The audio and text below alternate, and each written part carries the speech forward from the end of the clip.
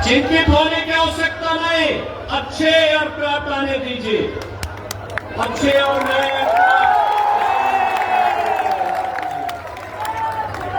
अब हमारे कुशीनगर के नौजवानों को अपनी खेती को आधुनिकता के साथ जोड़ने के लिए इधर उधर जाने की आवश्यकता नहीं। कुशीनगर में ही हम लोग एग्रीकल्चर यूनिवर्सिटी दे चुके हैं। एग्रीकल्चर यूनिवर्सिटी, कृषि और प्रौद्योगिकी विश्वविद्यालय कुशीनगर में ही बन रहा है। बहनों और भाइयों, यह सब संभावनाएं इस जिले में पहले भी थी, लेकिन राज्य सरकार के मन में करने की इच्छा शक्ति करना नहीं चाहता। एक पक्ष वह है जो कुशीनगर से जुड़ा हुआ है, और बहनों और भाइयों, इससे भी अतिरिक्त और भी संभावनाएं पूरे प्रदेश के अंदर आपने देखा होगा। पिछले 9 वर्ष में मुझे तो कुशीनगर बार बार आना पड़ता था, कभी मुसहरों की समस्या को लेकर के, कभी कोरोना के डोल मेला को लेकर के, कभी यहाँ पर होने वाली किसी घटना के खिलाफ, प्रशासन की प्रताड़ना के खिलाफ आपके साथ खड़े होने को लेकर के, कभी गन्ना किसानों की समस्या को लेकर के लगातार हम लोग आते थे। बहनों और भाइयों, पिछली सरकारों ने रुचि नहीं होती तो कुशीनगर का नौजवान पलायन नहीं करता। आज मैं कहता हूं, जब यूपी पुलिस की भर्ती होती है,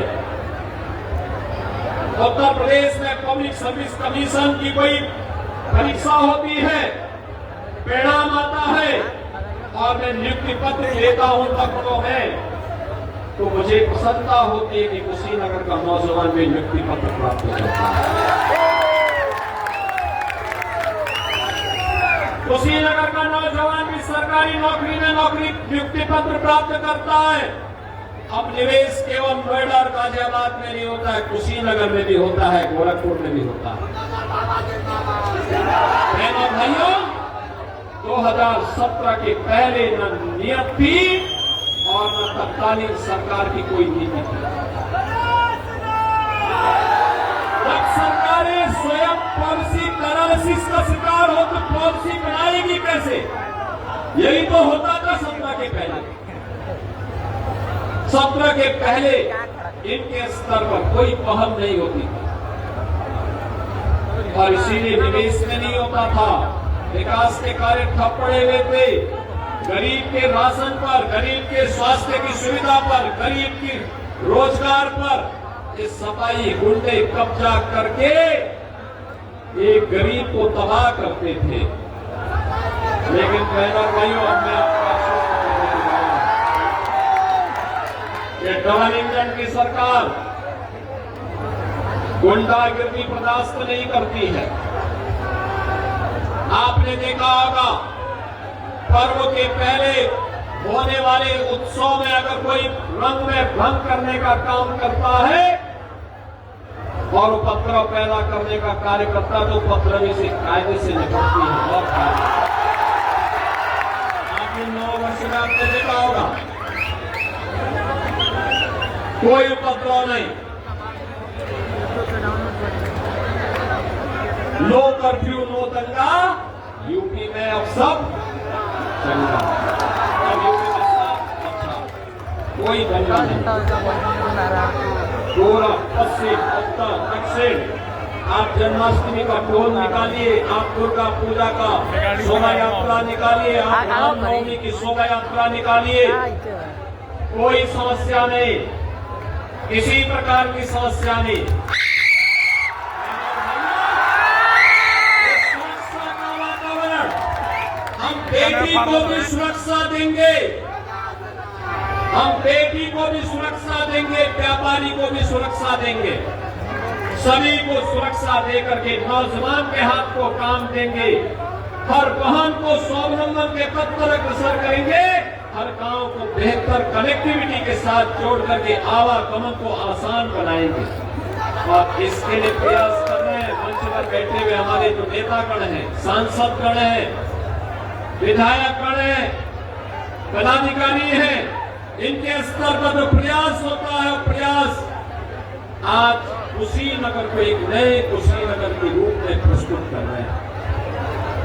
याद करिए, हजारों वर्षों की विरासत आपके सामने,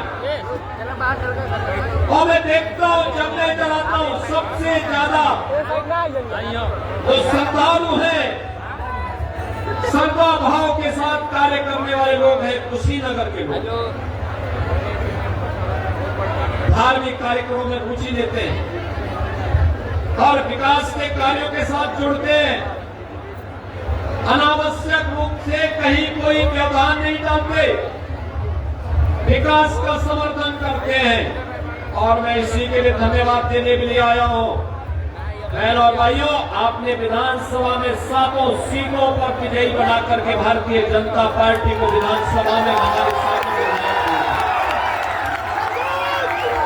धन्यवाद देना चाहूंगा कि आप लोगों ने लोकसभा चुनाव में विजय दुबे जी को कुशीनगर से विजयी बना करके भेजा, और जो हमारी प्राचीन नगर विधानसभा और कंबई राज्य की विधानसभा, यहाँ से भी भारतीय जनता पार्टी की प्रत्याशी श्री शांत त्रिपाठी जी को भारी बहुमत से विजयी बनाया गया। कुशीनगर में हमेशा इसने विकास के बारे में, विरासत के बारे में सोचा। आज तो विकास के कार्य हर रोज चल रहे हैं, सभी जगह चल रहे हैं, कोई रोक टोक नहीं है, किसी प्रकार की कोई सुविधा भी नहीं है। गरीब को गरीब कल्याणकारी योजनाओं का लाभ मिल रहा है, नौजवान को रोजगार मिल रहा है, अन्नदाता किसान को योजना का लाभ हो, केसीसी के माध्यम से मिलने वाली सुविधा हो, प्रधानमंत्री किसान सम्मान निधि का लाभ हो, या उसकी उपज को खरीदने का काम हो, ये बेहतर तरीके